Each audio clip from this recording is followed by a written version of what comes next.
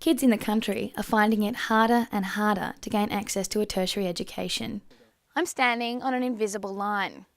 Here on Skyline Road in Eildon, Victoria, people are divided depending on which side of the street they live on.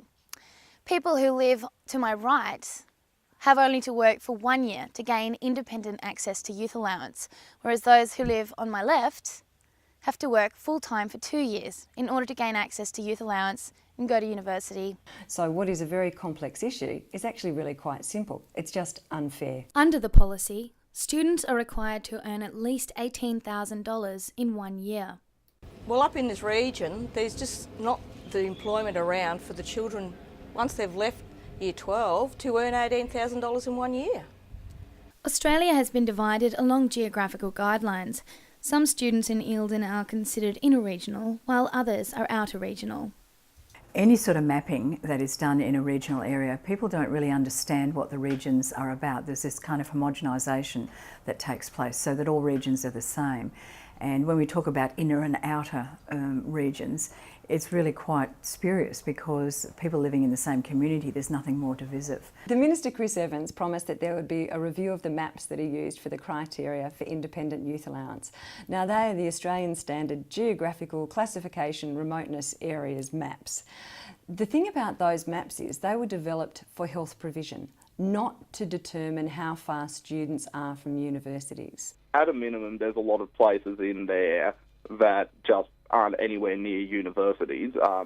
I'm in one of them at the moment, actually. I'm in Batemans Bay. That's 2 hours from the nearest university. That's in a regional. You'd also have to take account of the fact that whereas a lot of these places, a lot of these regional centres that are classified as in a regional do have universities, they don't necessarily have universities with comprehensive offerings.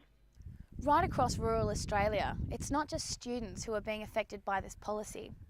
Australian families are now coming under huge amounts of financial pressure in order to send their kids to university in the city as soon as they finish Year 12.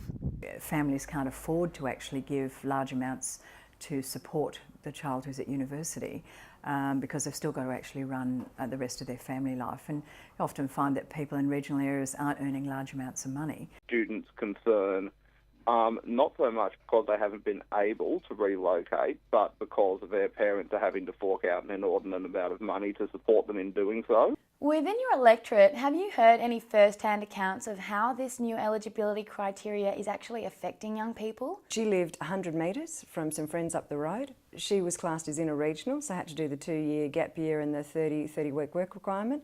100 metres up the road, they only had to do the single gap year because they were in outer-regional. They were both 450 kilometres from a university.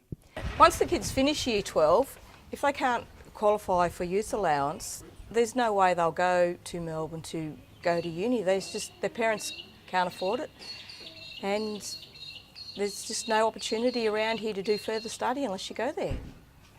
But what's extraordinary is the ferocity with which the government is fighting the coalition on this issue. There are several thousand students. This is not more than $90 million a year. And when you compare that to the fact we've got a $350 billion budget, surely the government could find the money. Minister for Tertiary Education Chris Evans, Minister for Social Services Jenny Macklin and the Prime Minister Julia Gillard all declined to be interviewed for this story. The policy is up for review in the middle of this year. Jane Vashti Ryan, Newsline.